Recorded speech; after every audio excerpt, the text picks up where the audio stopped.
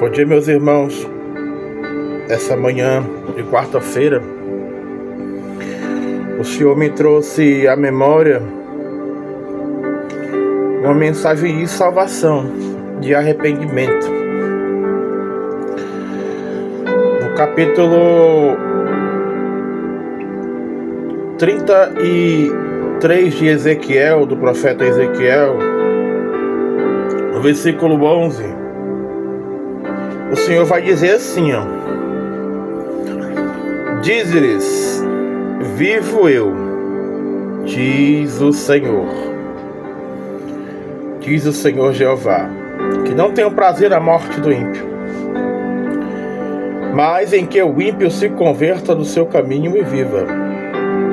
Convertei-vos dos vossos maus caminhos, pois por que razão morrereis, ó casa de Israel? Aqui o Senhor se dirige à nação de Israel, mas essa palavra profeticamente ela se aplica para todos, porque hoje a salvação ela se estendeu para todos. É o que o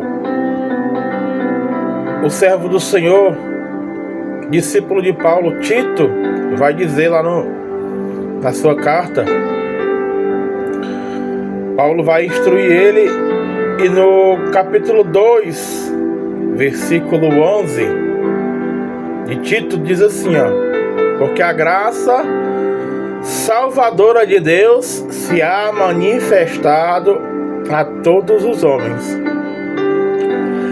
ensinando-nos que, renunciando à impiedade e às concupiscências mundanas, vivamos neste presente século sóbria, justa e piamente. Então, aqui eu destaco 2 pontos. O primeiro é que o apóstolo inspirado por Deus vai dizer que a graça de Deus se manifestou.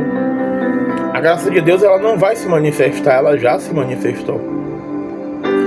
E o apóstolo faz questão de dizer que ela se manifestou a todos os homens. Deus não fez seleção de uns e deixou outros de fora. Ele manifestou a sua graça a todos os homens. Só que cabe a você receber essa graça, entender que onde o pecado abundou, onde você teve abundância em erro, em pecado, a graça de Deus ela tem poder para superabundar. Ela tem poder para fluir muito mais poderosamente do que o pecado flui na sua vida. Só que você tem que deixar essa graça entrar no seu coração. Você tem que corresponder ao chamado de Deus. Deus ele te chama, te dizendo que a graça dele se manifestou a você. Se manifestou a todos os homens, como o apóstolo vai dizer. E ele continua dizendo, ensinando como a gente deve corresponder a essa graça.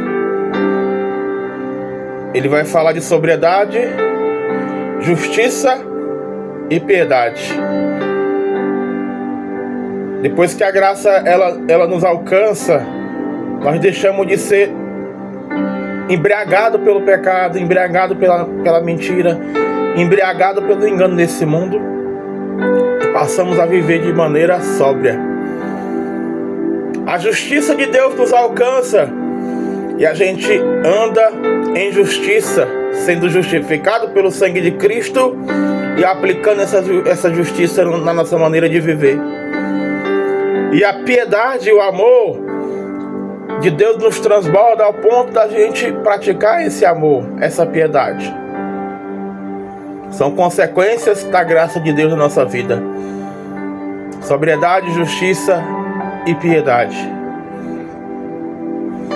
Eu gosto do capítulo 3 do Evangelho de João. Muitos, até os descrentes, decoram João 3,16. O versículo 16, porque o versículo 16 é o resumo do Evangelho de Deus. é o resumo da mensagem de Cristo para a humanidade. Porque Deus amou o mundo de tal maneira que deu o seu Filho unigênito, para que todo aquele que nele crê não pereça, mas tenha a vida eterna. Todos decoram esse versículo e muitos o distorcem. Distorcem porque o amor de Deus é um amor que alcança, é um amor que deu seu Filho, mas Ele não aceita que a gente viva de qualquer maneira. Depois que você conhece Jesus, você tem que corresponder a esse amor, andando como Jesus quer, de maneira sóbria, de maneira justa e com piedade. Eu gosto desse capítulo, não só pelo versículo 16 que fala do amor de Deus. Fala que Ele amou todos os homens novamente, para que todo aquele que nele crê não pereça, mas tenha a vida eterna. Mas eu gosto principalmente do versículo 18, porque destaca que é condicional o amor de Deus. O amor de Deus, ele é gratuito, mas a condição é aceitar o amor de Deus. A salvação é de graça, mas ela tem um custo. Você a recebe de graça, mas o custo para você permanecer com ela é corresponder ao amor de Deus. No versículo 18 de João 3, ele vai dizer assim: quem crê nele não é condenado. Então você tem que corresponder crendo. E a crença, ela demonstra mudança de atitude. Mas quem não crê já está condenado. Então não é pelo que você fez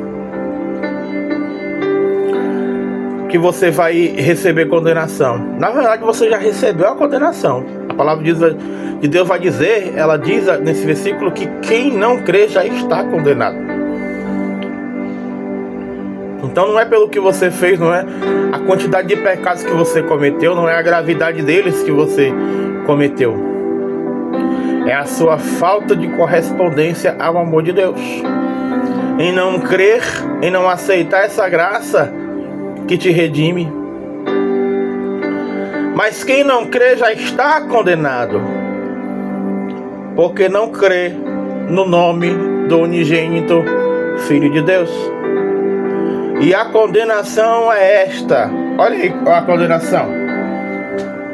Não é o que você fez, é o que você não faz diante da graça de Deus. Que a luz veio ao mundo e os homens amaram mais as trevas do que a luz. A luz é Jesus.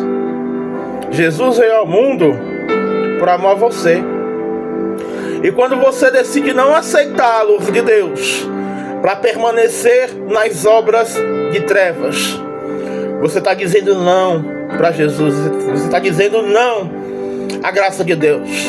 E você já está recebendo condenação por esse não que você dá para Deus.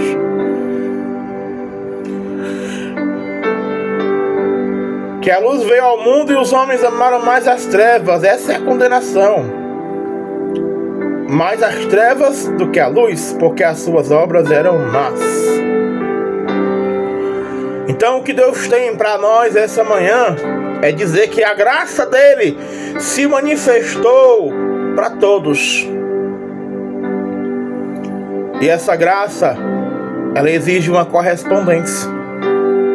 Há uma mudança de atitude, como o apóstolo Paulo vai dizer em Romanos 12, que aquele que tem a mente transformada pelo Evangelho de Cristo, ele não vai se conformar com este século, ele não vai se conformar com as obras das trevas, mas ele vai andar de maneira sã, como Tito falou, sóbria, justa e piamente.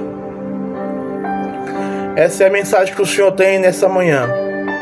A graça dele se manifestou para todos, mas cabe a cada um corresponder a essa graça.